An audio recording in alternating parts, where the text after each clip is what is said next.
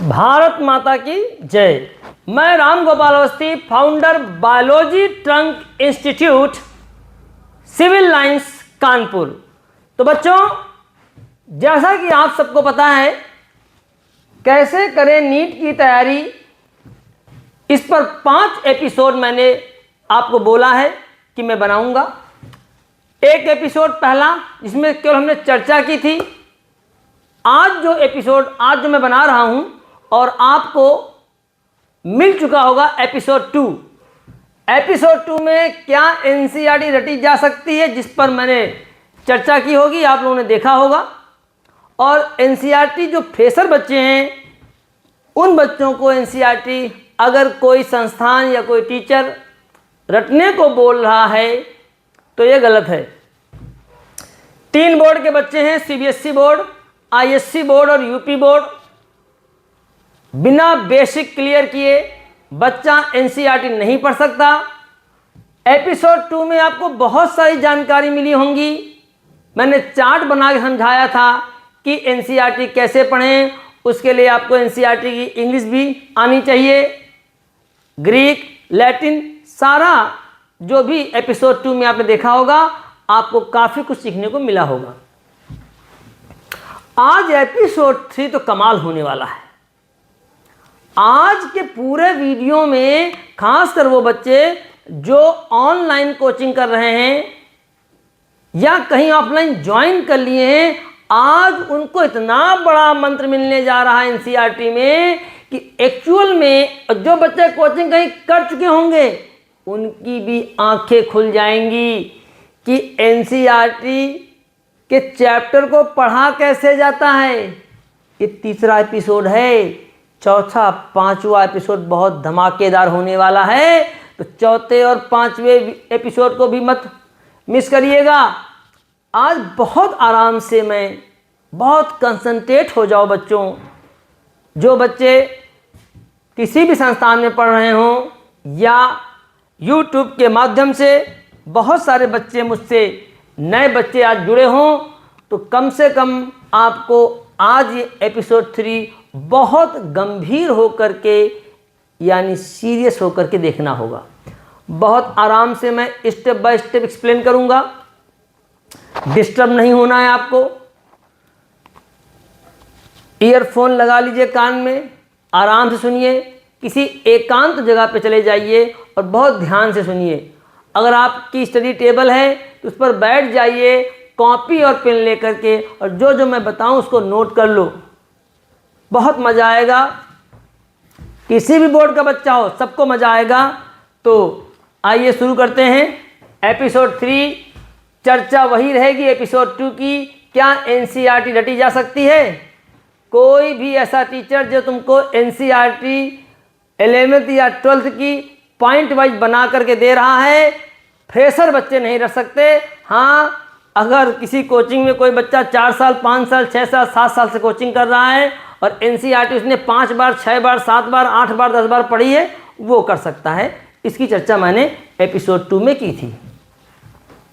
Episode 3 में हम start कर रहे हैं। बहुत ध्यान से कॉपी पेन लेकर के आप बैठ सकते हैं, ठीक है, आराम से समझिएगा, कोई दिक्कत नहीं। चलिए एनसीईआरटी बायोलॉजी की बात करते हैं। चैप्टर कैसे पढ़ें चैप्टर हम कैसे पढ़ें? सीखो जो नहीं सीख पाए हैं, और जो मॉड्यूल पढ़ रहे हैं उनको तो मरना ही है। मॉड्यूल छोड़ो, देखो कैसे पढ़े जाते हैं चैप्टर। भले आपने किसी कोचिंग में ज्वाइन कर लिया हो, मॉड्यूल मिल गए हों, ध्यान से सारे स्टेप सीखो। चलिए सिखाते हैं आपको सारे स्टेप। आइए एग्जाम्पल से समझें। सबसे पहले किसी भी चैप्टर को उठाओ। सबसे पहले चैप्टर का ओवरव्यू जानना बहुत ज़रूरी है, जिसका मतलब होता है पूरे चैप्टर में कौन से टॉपिक्स हैं और टीचर उसको डिजाइन करेगा। किसी भी चैप्टर को पढ़ने से पहले ही बच्चे को ये पता हो कि इस चैप्टर में हमको ये पढ़ना है। बहुत सारे बच्चे कहेंगे कि ये तो एनसीईआरटी के बगल में लिखा होता है, इस तरीके से नहीं, वो नहीं चलेगा। ऐसे मान लीजिए आपको लिविंग वर्ड पढ़ना मैं दिखा रहा हूँ, आपको ये पढ़ना लिविंग वर्ड। अब इसमें क्या पढ़ना लिख दिया गया 1.1 diversity in the living world और टैक्सोनॉमिक कैटेगरीज। नहीं समझ पाएंगे आप लोग, हम बताएंगे आज आपको स्टेप बाय स्टेप। देखते हैं, चैप्टर का नाम है लिविंग वर्ल्ड और न्यू एनसीईआरटी। ध्यान से सुनिएगा, एनसीईआरटी में क्या लिखा है अभी आपको दिखाया 1.1 diversity in the living world. 1.2 ये जो 1 होता है चैप्टर का, ये चैप्टर का होता है 1 में पहली हेडिंग 1.1, 1 में दूसरी हेडिंग 1.2 टैक्सोनॉमिक कैटेगरीज। इस पूरे चैप्टर में ये 2 हेडिंग्स हैं। फ्रेशर स्टूडेंट नहीं समझ सकता, फ्रेशर स्टूडेंट जो है नहीं समझ सकता। अब टीचर क्या करे, टीचर करे क्या करे टीचर, लिविंग वर्ल्ड को सिर्फ 2 पार्ट में डिवाइड करना है, बायोडाइवर्सिटी और टैक्सोनॉमी। यानी मैं ऐसे खड़ा हो जाता हूं, देखो मत सुनो, लिविंग वर्ल्ड पहला चैप्टर में तुम्हें 2 टॉपिक पढ़ने, याद करो बच्चों जल्दी से, मान लो आज क्लास होने लगी आपकी, बायोडाइवर्सिटी और taxonomy, biodiversity taxonomy, biodiversity taxonomy. Clear? सोचो, लिविंग वर्ल्ड में हमें क्या पढ़ना है, बायोडाइवर्सिटी और टैक्सोनॉमी। क्लियर? 2 टॉपिक पढ़ने हैं। एनसीईआरटी में ऐसे डाला गया है diversity in the living world, इसी को हम लोग बायोडाइवर्सिटी भी कह सकते हैं। क्या कह सकते हैं? बायोडाइवर्सिटी भी कह सकते हैं। अब मैं समझा रहा हूं, देखिए ये लिविंग वर्ल्ड है, ये मैं हूं रामगोपाल सर, और रामगोपाल सर ने बच्चों को बताया कि एक टॉपिक तुम्हारा है बायोडाइवर्सिटी, जिसमें केवल 12.5, हिंदी में बोलेंगे 12.5, तो 12 लाइन्स लिखी हैं, 12 लाइन्स, एक वर्ड और है, 12 लाइन्स लिखी हैं बायोडाइवर्सिटी की। उसके बाद बायोडाइवर्सिटी नहीं है बच्चों। यही तो धोखा हो जाता है बच्चों को। बच्चों को लगता है कि अभी 1.1 हेडिंग ही चल रही है, ये वाली। आइए मैं आपको दिखाता हूं एनसीईआरटी से। देखो बच्चों, मेरे उत्तर प्रदेश के, भारत के किसी भी कोने में बैठे बच्चों, ये पहली हेडिंग है, diversity in the living world. गिन लीजिए, 1 2 3 4 5 6 7 8 9 10 लाइन्स ये हो गई। आइए पेज नंबर 4 पे, और 2 लाइन्स ये हो गई। बस खत्म हो गया टॉपिक। लेकिन बेचारा बच्चा क्या समझेगा, यही टॉपिक चल रहा है।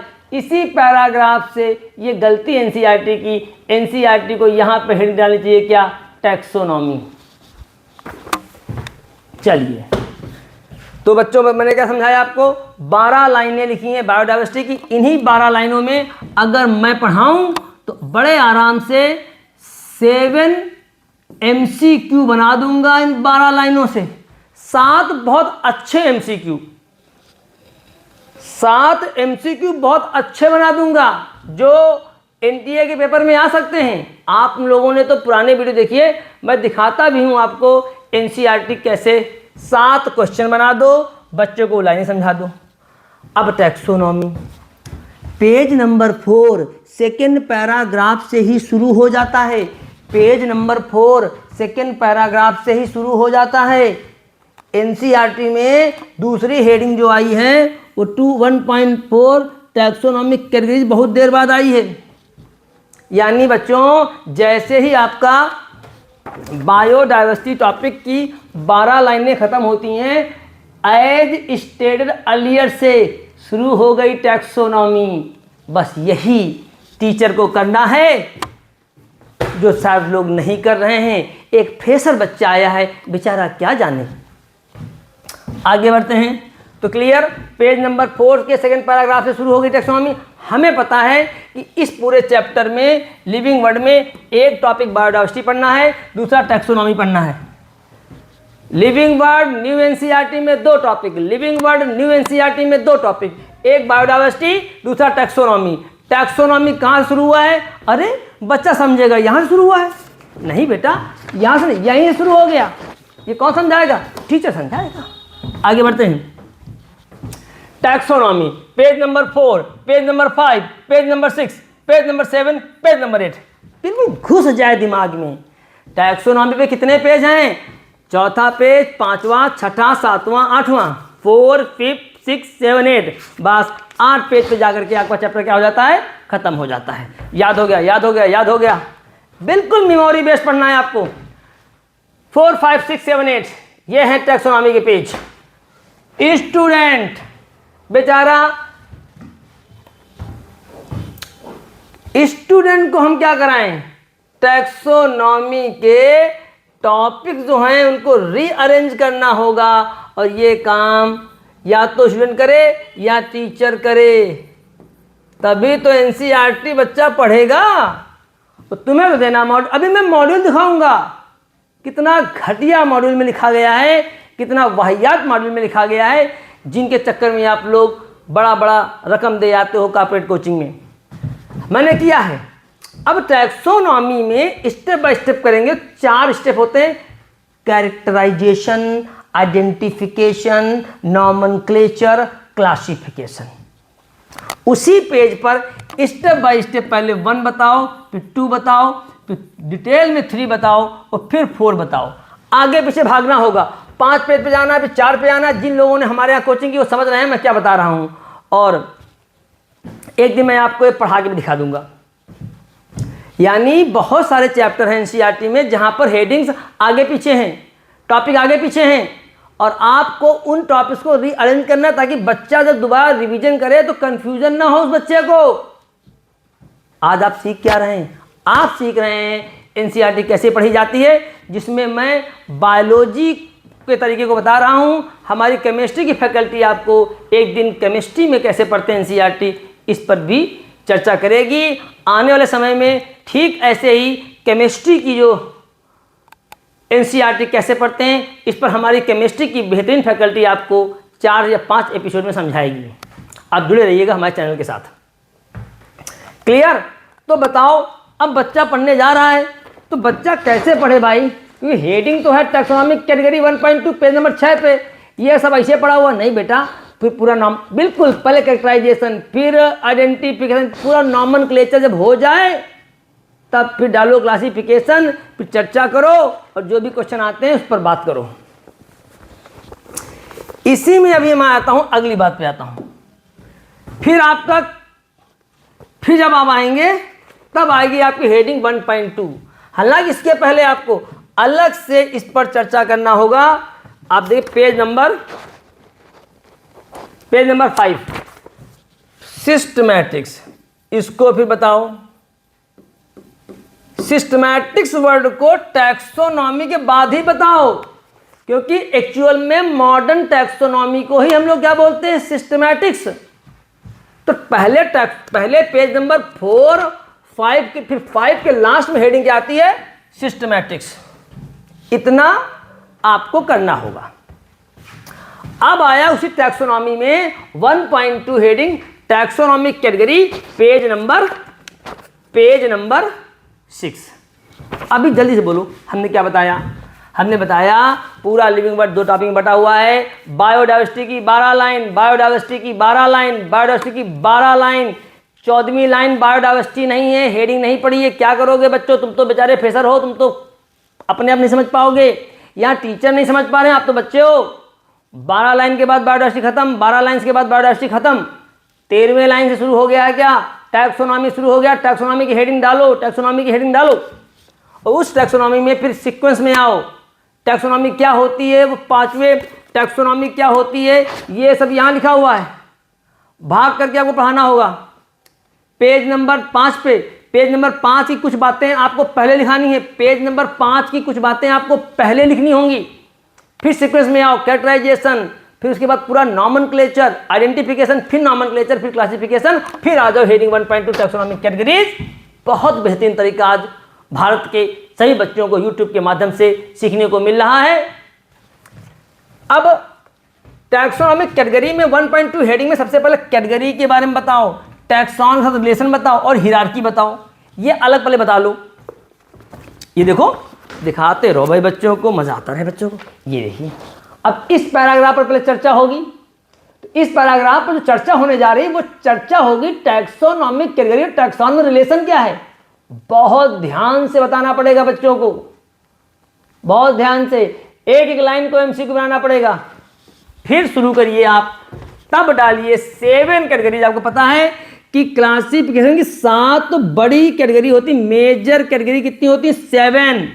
इस फिर खुद ही एनसीईआरटी में हेडिंग पड़ी है, इतना स्पीसीज लिखा है, ये पढ़ाओ, जीनस पढ़ाओ, फैमिली पढ़ाओ, ऑर्डर पढ़ाओ, क्लास पढ़ाओ, फाइलम पढ़ाओ और पढ़ाओ क्लासिफिकेशन। उसके बाद जब इतना हो जाए, चलो मैं एक चीज लिखना भूल गया था, पहले वो लिख दूं उसके बाद टेबल लिखूं। उसके बाद तुम्हें कौन बताएगा कि किंगडम खत्म होने के बाद एक लाइन, एक पैराग्राफ आता है जिसमें आपको बताना पड़ेगा कि सभी कैटेगरी से रिलेटेड, यानी टैक्सोन, इस 7 कैटेगरी का ऑर्डर है, ऑर्डर पर बेस्ड क्वेश्चन, असेंडिंग ऑर्डर और डिसेंडिंग, बढ़ते हुए क्रम में और घटते हुए क्रम में। ठीक है, असेंडिंग दिया गया एनसीईआरटी में, आप डिसेंडिंग भी पढ़ लो, है ना। असेंडिंग ऑर्डर और डिसेंडिंग ऑर्डर। अगर हम स्पीसीज से किंगडम की ओर आ रहे हैं, स्पीसीज सबसे छोटा होता है, तो अब हम क्या कर रहे हैं? देखो आपके एनसीईआरटी में बढ़ रहे हैं, और हम किंगडम उल्टा जाओ, हम किंगडम से स्पीसीज क्यों आए? तो हम घट रहे हैं। तो इस पर क्वेश्चन बनते हैं कि किंगडम से स्पीसीज के जाने पर कैरेक्टर क्या होंगे? बढ़ेंगे, घटेंगे? इस तरह का एक अलग से हेडिंग बनवाओ। तो उसके बाद लास्ट में क्या आपकी आती है? एक टेबल आती है, टेबल 1.1, जिसको आपको जैसी बनी है टेबल वैसे नहीं बनवानी है। तो इस तरीके से आपने देखा, एक सिंपल से चैप्टर को बच्चे ने, एनसीईआरटी में उतना अच्छा अरेंज नहीं था, आपको अरेंज करके पढ़ना है। ऐसे बहुत सारे चैप्टर में आपको करना है, ध्यान से देख लो। 1.2 हेडिंग है, पेज नंबर 6 पेज नंबर 6 पे। उसके पहले जो पेज नंबर 4 और 5 था, उसमें बहुत सारी दिक्कतें बच्चों को। बेचारा वो 4 वो समझता है कि डाइवर्सिटी चल रहा है, नया बच्चा आया है बेचारा, क्या सीबीएसई वालों को तो कुछ अता पता नहीं, फिर ठहरा आईसी बोर्ड वाला, यूपी बोर्ड वाला। क्लियर बच्चों? आगे बढ़ते कुछ मैंने लिखा होगा, देखें क्या लिखा है। ओहो, 2023 का मॉड्यूल देखो, धोखा बच्चों के साथ। अब दिखाते हैं आपको उन कॉर्पोरेट कोचिंग का काला सच। इसी चैप्टर को 2023 में एनसीईआरटी बदल गई थी, नालायकों ने पूरा का पूरा पुराना वाला पढ़ाया है। मैं किसका ये मॉड्यूल है मैं ये नहीं दिखा सकता लेकिन मैं आपको चीजें दिखा सकता हूं। ये देखिए, देख लो बच्चों, जो लोग बड़ी बड़ी कोचिंग ज्वाइन करते हैं, देखो मॉड्यूल में कितना घटिया लिखा होता है। यहां मैं इतनी देर से चर्चा कर रहा हूं हेडिंग बनाने की, समझाने की, यहां नालायकों ने हेडिंग छोड़ो, वो कांत की भाषा में क्या बोलते हैं, थोक में छाप दिया है, फुटकर में नहीं, थोक में छाप दिया है। आइए मैं दिखाता हूं आपको, ये तरीका होता पढ़ने का। ये देखिए, diversity in the living world. बताओ तुमने क्या नया किया? देख लो, इस तरह से पढ़ा रहे हैं। ये कोई तरीका होता पढ़ाने का? ये कोई तरीका है?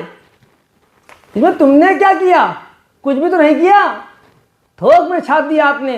और दुख तब होगा जब आप देखिए टैक्सोनॉमिक ऐड ये हट गया है और नालायकों ने बच्चों को पढ़ाया। अब बताओ, टैक्सोनॉमिक एड्स ना अब तो ना एनएमसी के सिलेबस में है, ठीक है, एनएमसी बाद में आया था, एनसीईआरटी में नहीं था। इसका मतलब ये कोचिंग वाले क्या करते हैं, ये चाहे कुछ भी चेंज हो जाए, अपने छपे छपाए मॉड्यूल्स को दोबारा चेंज नहीं करते हैं, क्योंकि ये जो हर्बेरियम ये सब पढ़ा दिया नालायकों ने, ये कुछ भी नीट में नहीं था। तो यहां पर हम चर्चा क्या कर रहे थे? तो अब बताओ, एक तो ऐसे हमको एनसीईआरटी समझ में नहीं आ रही है, ऊपर से इस तरीके से पढ़ोगे तो काम कैसे चलेगा बच्चों? तो एवरी चैप्टर एक ओवरव्यू चाहिए। हमें पहले ओवरव्यू करना है कि उस चैप्टर में हमें कितना पढ़ना है, उस चैप्टर को हम मेनली कितने पार्ट में डिवाइड कर सकते हैं। इसका मतलब होता है हम उस चैप्टर को मेनली कितने पार्ट में डिवाइड कर सकते हैं। और इससे एक फ़ायदा ये भी होगा कि हम जब नीट के क्वेश्चन लगाएंगे तो हमें यह कंफर्म हो जाएगा कि पिछले साल या जो भी ईयर हो चुके हैं उनमें किस पार्ट से क्वेश्चन आया है और किससे नहीं आया है, ताकि हम फोकस कर सकें कि नेक्स्ट ईयर क्या इंपॉर्टेंट है। बहुत फायदा मिलेगा अगर आप ऐसा करते हैं। रीअरेंजमेंट ऑफ टॉपिक्स को रीअरेंजमेंट करना पड़ेगा। हाँ, एक बहुत अच्छी बात, सभी चैप्टर में ऐसा नहीं है, मैं जितना भी बताता हूं 100% बताता हूं, मैं ये नहीं कह रहा हूं सारे चैप्टर में। अब फिजियोलॉजी में जाओ, फिजियोलॉजी में लगभग ह्यूमन फिजियोलॉजी में हेडिंग्स पड़ी होती हैं। दिक्कत पीछे के जितने चैप्टर्स हैं उनमें है, तो ऐसा सभी चैप्टर में नहीं है। जिन जिन चैप्टर में ऐसा है वहां पर आपको टॉपिक को खास कर मैं बता दूं आप लोगों को कि इस तरह की घटनाएं सबसे ज़्यादा आपको करनी है किसमें, तो समझो 12th की एनसीईआरटी में बहुत दिक्कत है, 11th में कम दिक्कत है, 12th की एनसीईआरटी में बहुत करना पड़ेगा। यही वजह है बच्चों को जेनेटिक्स वाला chapter, molecular basis of inheritance वाला चैप्टर, इवोल्यूशन में तो बहुत ज़्यादा रीअरेंजमेंट करना पड़ेगा। भाग कहीं डार्विन को यहाँ पढ़ा रहे हैं, कहीं डार्विन को वहाँ पढ़ा रहे हैं, तो ध्यान रखिएगा रीअरेंजमेंट ऑफ टॉपिक सबसे ज़्यादा कहाँ करना है, 12th की एनसीईआरटी में करना है। इसीलिए 12th की एनसीईआरटी बच्चों को, बच्चा खुद जब पढ़ने बैठता है तो कंफ्यूज होता है। 11th में भी सारे चैप्टर नहीं है, कुछ हैं। 12th में लगभग सभी चैप्टर में ऐसा करना पड़ेगा। और सबसे ज़्यादा दिक्कत 12th की एनसीईआरटी में आएगी। तो जब आप कभी 12th की एनसीईआरटी पढ़ेंगे, हम कुछ एपिसोड बनाएंगे किसी चैप्टर को लेकर के 12th का, तो वहाँ पर मैं आपको एग्जाम्पल के थ्रू समझा दूंगा। तो ओवरव्यू होना बहुत जरूरी है चैप्टर का, मेनली कितने पार्ट में डिवाइड कर सकते हैं हम चैप्टर्स को, और रीअरेंजमेंट ऑफ टॉपिक्स ऐसा करने पर हमको एनसीईआरटी पढ़ने में थोड़ी सी आसानी हो जाती है। आगे कुछ नहीं है, चलो पीछे आ जाओ। तो बच्चों आपने देखा कि एनसीईआरटी का एक चैप्टर था लिविंग वर्ड, न्यू एनसीईआरटी से जो नई एनसीईआरटी आई है, और उसको पढ़ने में जो एक बहुत बड़ी हमें जानकारी मिली, क्या कि बायोडाइवर्सिटी, जिसको हालांकि वहाँ पर क्या लिखा है, diversity in the living word, वो केवल 12 लाइन लिखा हुआ है। 12 लाइन के बाद जब 13वीं लाइन शुरू होती है तो वो टैक्सोनॉमी होता है। मुझे पूरा विश्वास है कि आज किसी एपिसोड से बच्चे समझ गए होंगे कि लिविंग वर्ड में जो पहला पार्ट है diversity in the living word, वो 12 लाइन का है। 13वें लाइन पर टैक्सोनॉमी शुरू हो जाती है। हमें 1.2 5वें पेज पे नहीं जाना है, चौथा और 5वें पेज तक हमको टैक्सोनॉमी ही पढ़नी है। पेज नंबर 4 के सेकेंड पैराग्राफ से ही क्या शुरू हो जाती है, टैक्सोनॉमी। मेरे प्यारे बच्चों, एनसीईआरटी में दूसरी हेडिंग आपकी किस पेज पर है, मैंने भी आपको दिखाया थोड़ी देर पहले। टैक्सोनॉमिक कैटेगरीज पेज नंबर 6 पे है। 4-5 में आप फिर क्या पढ़ रहे हैं, आप डाइवर्सिटी पढ़ रहे हैं? नहीं, आप टैक्सोनॉमी ही पढ़ रहे हैं, और उसको भी अरेंज करना है। टैक्सोनॉमी की बातों को टैक्सोनॉमी की बातों को मैंने बताया था 5 में लाना है। पहले टैक्सोनॉमी पे कई बातें लिखी वहां पर, उनको पहले आपको नोट के फॉर्म में डालना है। उसके बाद फिर सीक्वेंस में आ जाओ, कैरेक्टराइजेशन, आइडेंटिफिकेशन, नॉमेनक्लेचर, क्लासिफिकेशन। उसके बाद फिर मैंने आपको बताया कि टैक्सोनॉमी। अब आ गई heading page number 6, page number 6 पर अब एनसीईआरटी की हेडिंग 1.2 टैक्सोनॉमी। उसमें भी पहले कैटेगरी, पहला पैराग्राफ जो है, पेज का पैराग्राफ है, उसमें कैटेगरी, टैक्सॉन और हिरार्की, इन तीनों के बारे में अच्छे से डिस्कस हो जाए। फिर 7 कैटेगरी, ये मेजर वाली कैटेगरी हैं, इनके बारे में तो खुद ही एनसीईआरटी में हेडिंग पढ़ी है, हमें कुछ करना ही नहीं है। हमें लाइनें पढ़नी है, एमसीक्यू बनाना है, लाइन पढ़ना है, एमसीक्यू बनाना है। उसके बाद ध्यान रखना है, इस पर चर्चा करनी है किंगडम के बाद वाले पैराग्राफ पर, कि असेंडिंग और डिसेंडिंग ऑर्डर पर बेस्ड प्रॉपर्टीज पूछी जाती हैं। किंगडम से स्पीसीज की ओर आने पर कैरेक्टर सिमिलर कैरेक्टर बढ़ेंगे या घटेंगे, या ऐसे भी पूछा जा सकता है कि स्पीसीज से किंगडम की ओर जाने पर सिमिलर कैरेक्टर घटेंगे या बढ़ेंगे, या नंबर ऑफ स्पीसीज घटेगी या बढ़ेगी। इस पर कम से कम 7 से 8 क्वेश्चन बन सकते हैं। 2 क्वेश्चन तो एनसीईआरटी में ही बने हुए हैं। जैसे वो कह रहे हैं, higher the category greater is difficulty of determining the relationship to other taxa. Higher the category, जितनी बड़ी कैटेगरी होगी, हमको दूसरे टैक्सा के साथ उसी लेवल की दूसरे टैक्सा के साथ रिलेशन बनाने में डिफ़िकल्टी होगी। ये इसको डिकोड करो तो इस तरीके से आपको पता है कि जब इस खत्म हो जाएंगी सातों तब आपको ये 2 बताना है। फिर टेबल 1.1 ये जो टेबल बनी हुई है इसको अपने हिसाब से बनाओ, ना कि जैसे लिखी वैसे छाप दो। तो इस तरीके से आपने देखा किसी भी चैप्टर को पढ़ने का जो तरीका है आपके एनसीईआरटी में वो यही है जो मैंने आज आपको समझाया। और ये एपिसोड 3 जो था इसमें मैंने कहा कि एक एग्जाम्पल से हम तुम्हें समझा दें, ओवरव्यू पूरे चैप्टर में कौन से टॉपिक्स हैं, टीचर इसको डिज़ाइन कौन करेगा, टीचर या स्टूडेंट। अगर बच्चा सीख गया तो धीरे धीरे वो खुद ही डिज़ाइन कर लेगा। तो एनसीईआरटी में चैप्टर कैसे पढ़ें, ध्यान से आपने आज सारे स्टेप सीखे हैं।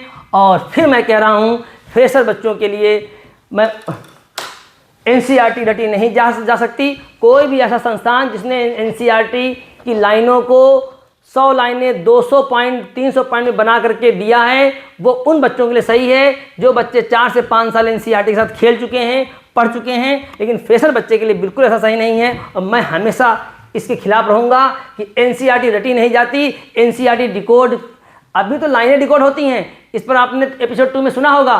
तो बच्चों एपिसोड 3 में आशा करते हैं आपको बहुत कुछ सीखने को मिला होगा। 2 एपिसोड और ज़बरदस्त होने वाले हैं, एपिसोड 4, एपिसोड 5। आशा करते हैं इन 5 एपिसोड के थ्रू हमारे भारत का बच्चा जो नीट की कोचिंग कर रहा है वो एनसीईआरटी के साथ जुड़ने का प्रयास करेगा और मॉड्यूल को फेंकने का प्रयास करेगा। हमारा अभियान मॉड्यूल के खिलाफ है। मॉड्यूल अभी आपको मैं दिखाया कि किस तरह के बड़े बड़े कोचिंग मॉड्यूल, एक तो कितना घटिया लिखा था, ना कोई हेडिंग ना कोई पॉइंट्स, ऊपर से जो सिलेबस में हट गया वो भी लिखा था। आपको मैं लगातार इस तरीके से मॉड्यूल की सच्चाई दिखाता रहता हूं। 2 एपिसोड और हैं, 5 एपिसोड को हमारे पीछे के जो एपिसोड हैं उनको भी देखते रहिए और ज़्यादा से ज़्यादा हमसे जुड़ने का प्रयास करिए, अपने दोस्तों के साथ शेयर करिए। हम इस 5 एपिसोड के बाद फिर एक और 5 एपिसोड लाएंगे और जुलाई से हम आपको पढ़ाना शुरू कर देंगे, क्योंकि ये जो सीज़न होता है अप्रैल, मई और जून, इसमें पढ़ाने से ज़्यादा है बच्चों को उस धोखे से बचाना जो बड़ी बड़ी कोचिंग बच्चों के साथ छल कर रही, धोखा कर रही, फ्रॉड कर रही हैं और एनसीईआरटी ना पढ़ के मॉड्यूल को दे रही हैं। हमारा उद्देश्य है कानपुर में बायजू ट्रंका कि हम बच्चों को एनसीईआरटी के साथ जोड़ें और मॉड्यूल के खिलाफ बच्चों को तैयार करें। तो आप देखते रहिएगा, ये जून खत्म होते ही जुलाई से हम आपको खूब बढ़िया बढ़िया टॉपिक पढ़ाएंगे जैसे पिछले साल हमने पढ़ाया था। ठीक है, चलता हूँ बच्चों। आशा करते हैं आज का एपिसोड बहुत ज़बरदस्त तो मैं खैर मैंने पढ़ाया ही है, आपको बहुत अच्छा लगा होगा। भारत माता की जय।